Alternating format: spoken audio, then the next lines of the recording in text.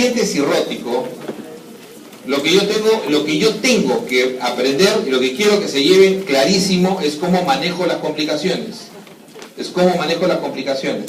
Entonces, yo tengo hipertensión portal. Tengo que demostrarla. No, siempre tengo que demostrar la hipertensión portal. ¿Qué me hace sospechar hipertensión portal? Varices esofágicas. Entonces, las varices esofágicas se les suele hacer endoligadura de varices esofágicas, el EVE, ¿no? Profilácticamente. Generalmente grado 2, grado 3. A partir de grado 2 para arriba. ¿Ok? Grado 2 para arriba. Entonces, a partir de grado 2, generalmente a partir de grado 2 es ambulatoria, no es urgente que el paciente en ese momento se le programa.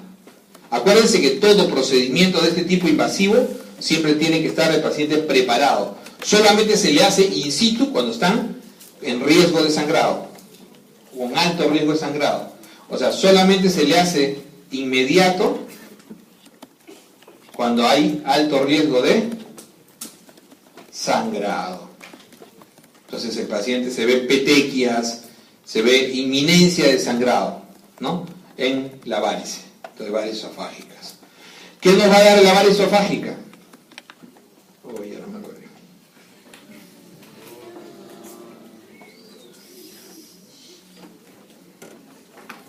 La mano, mejor no digo. Ya, otra vez. Vamos a poner esto ahí. Entonces decíamos, hipertensión portal, que debo demostrar, que suele producirme varices esofágicas, que debo hacer endoligadura de varices esofágicas en forma programada, generalmente a partir de grado 2 para arriba, y de urgencia solamente cuando hay inminencia o signos inminentes de sangrado. ¿Qué me va a dar esto? Hemorragia digestiva alta varicial. Que, ojo, que no es la causa más importante de hemorragia digestiva. La causa más importante de hemorragia digestiva es péptica. Y dentro de la péptica, no. ¿Cuál es la causa? Porque péptica no es una causa. Péptica es como decir cirrosis. Helicobacter. Helicobacter. En el 90% de las duodenales y en el 70% de las gástricas. ¿Ok? En el 70% de las gástricas. Y después de esas, ¿cuál sigue? AINES. Y AINES en el Perú es más alto de lo que se cree. Lo que pasa es que no tenemos estudios. Vemos bastante por AINES. Y es la causa, miren, cáiganse de cabeza, es la causa más importante, intrahospitalario. Pregunta examen. AINES. Intrahospitalario es la causa más frecuente de sangrado. No, pregunta examen de residencia.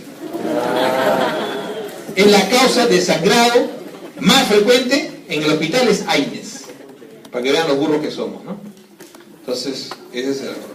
Entonces, en la varicial, ¿qué vamos a hacer con el paciente varicial? Con hemorragia.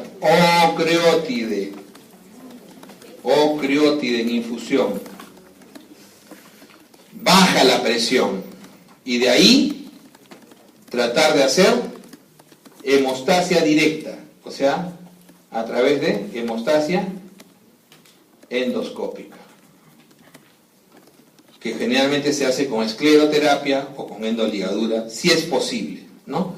¿Qué podemos hacer con ocreótide y si no tenemos posibilidad de hacer hemostasia endoscópica? Porque el sangrado podemos sumarle una sonda de Senstaken o de Milgram.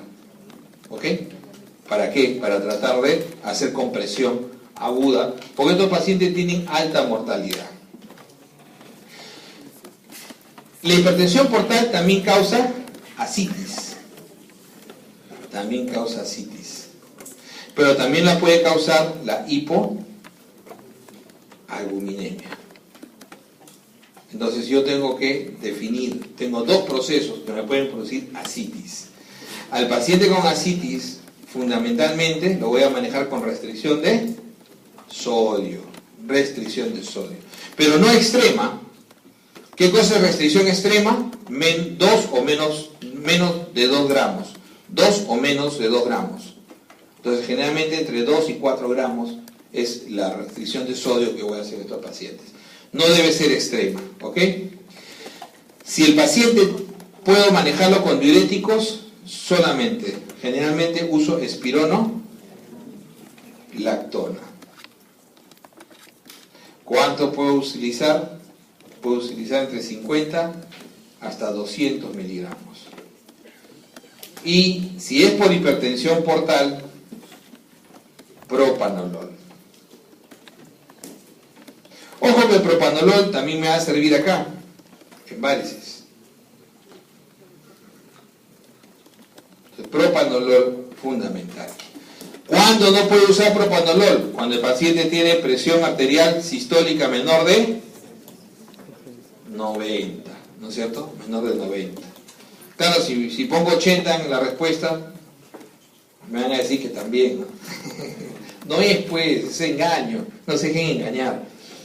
O sea, si es siempre, ustedes en toda pregunta, yo les puedo decir sí, pero la pregunta va hacia que ustedes que les quede en la cabeza el punto de corte. ¿Cuál es el punto de corte? 90. Claro, si yo tengo 80, me vas a poner. No me vas a restringir. Pero eso no significa que ese es el corte. Yo no puedo utilizarlo como respuesta, ¿ya?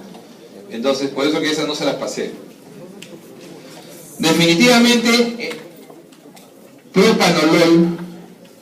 Hay estudios que demuestran que el propanolol es tan efectivo a veces como el mismo tratamiento endoscópico. O sea, el propanolol es muy útil. O sea, hay pacientes que responden muy bien a propanolol y a espironolactona. ¿Cuándo le sumo diurético de asa? ¿Cuándo le puedo sumar furosemida? Solamente cuando el paciente tiene ascitis a tensión. Solamente cuando tiene ascitis a tensión. Ascitis a tensión. Solamente ahí. Ascitis a tensión. Y entonces el paciente, ¿qué significa tener ascitis a tensión? El paciente no puede comer, el paciente ventila con dificultad, tiene problema mecánico. Te puede hacer incluso una ira tipo, ¿qué tipo será?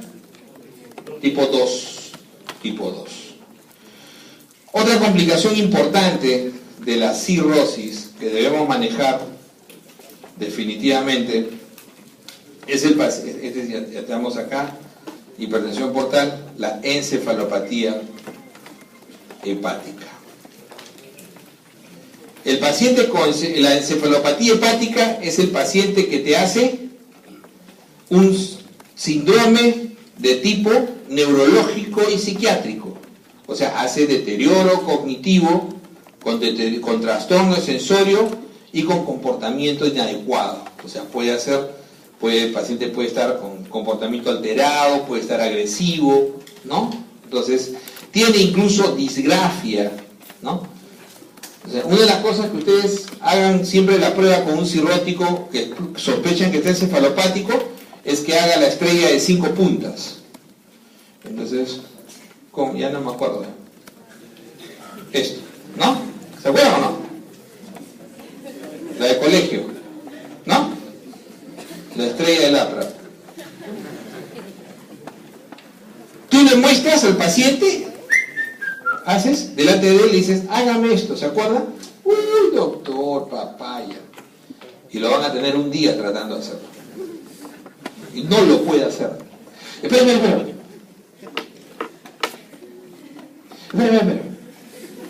Y no lo logra hacer. Es impresionante, ¿eh? Es impresionante la disgrafia que es precoz, desde el estadio 1. Entonces ya en el estadio 1 el paciente tiene disgrafia, inversión del ritmo de sueño. En el estadio 2 el paciente ya está con asterixis, ¿no? Ya está con asterixis, ¿no? Está más desorientado.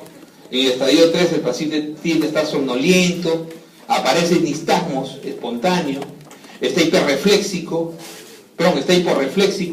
y en el estadio 4 ya el paciente está soporoso en coma y está al revés, ya no está hipo, sino está hiperrefléxico y el nistagmo es totalmente espontáneo y es complejo. Entonces, este paciente se va a descompensar porque sangró, porque hizo hemorragia, puede ser por eso, porque el paciente está infectado por de repente peritonitis bacteriana espontánea, que es otra complicación, peritonitis bacteriana espontánea, o cualquier otra infección, o tiene o está constipado. Acuérdense que la carga amoniacal más importante viene del colon. Incluso dejar de darle carne al paciente con encefalopatía, con encefalopatía hepática, no ayuda en nada. O sea, antiguamente hacíamos restricción, ¿no? Restricción nitrogenada, pero no es necesario hacer restricción. Estos pacientes generalmente no benefician mucho, no es necesario. Entonces, el paciente con encefalopatía hepática fundamentalmente va a usar en los estadios iniciales 1, 0, va a usar lactulosa.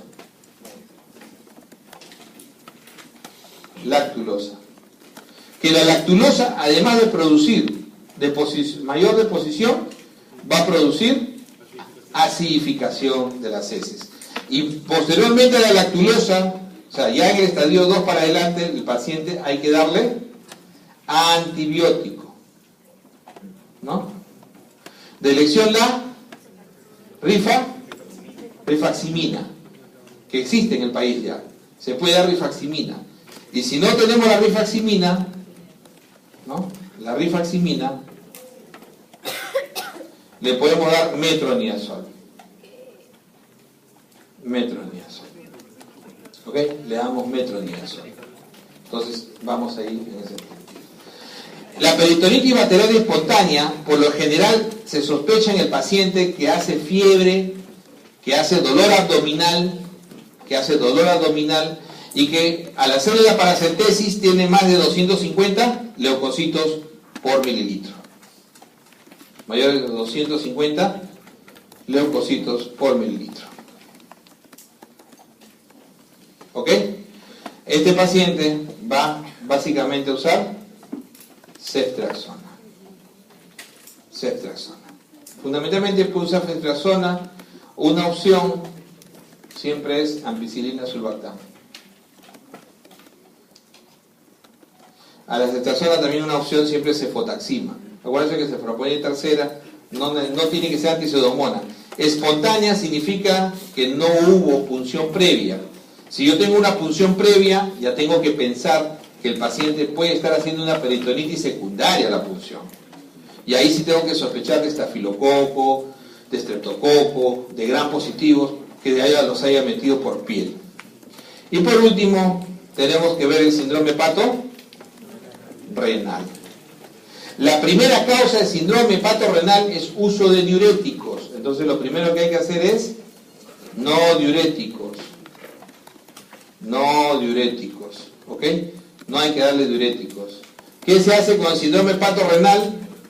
Hay que descartar siempre que no sea otra la causa de falla renal. El paciente no puede estar séptico, ¿no es cierto? El paciente no puede haber recibido, por ejemplo, contraste previamente, que de repente sea la causa. Entonces, no hay una causa de falla renal y el paciente es cirrótico. Entonces, ¿qué vamos a darle al paciente? Una combinación de albúmina y norepinefrina en infusión continua. ¿Ok? Norepinefrina. Listo. Si ustedes miran, doctor, así de sencillo, miren, si ustedes se acuerdan eso, lo demás es sencillo. Porque uno tiene que enmarcarse ya tienen la clínica, ya lo hicieron, no se olviden, no tengan miedo, métanle su norepinefrina. La diferencia entre haber usado, no haber usado norepinefrina en una época y empezar a usarla, es una disminución tremenda de la mortalidad. Yo les hablo de pacientes tratados, ¿no? Nosotros vemos Yo veo no de patos renales mensualmente, un par por lo menos, si no es más. Y desde que usamos la infusión de norepinefrina, nos cambió completamente. Claro, no se nos morían tampoco tantos antes, ¿eh? Pero ¿qué usábamos? Le metíamos adrenalina, le hemos metido dopamina, combinábamos con maña, hacíamos cochinadas. Entonces, a veces salía, a veces no salía. La albúmina fue lo primero que nos quedó claro hace unos 10 años, y como teníamos albúmina, cuando ya tuvimos la norepinefrina comenzamos a utilizarla. Hoy en día no estamos esperando poder tener terlipresina como una alternativa a algunos pacientes. Ok. Entonces, acordarse bien de esto. Sí. No, lo hemos usado periférico. Incluso, en este caso, no es estrictamente, pero debería ser, generalmente debería usarse. Generalmente debería usarse por vía central. Pero a veces el paciente es más riesgo colocarle una vía central que colocarla por vía periférica. O sea, lo importante es que reciba la infusión continua, ¿no?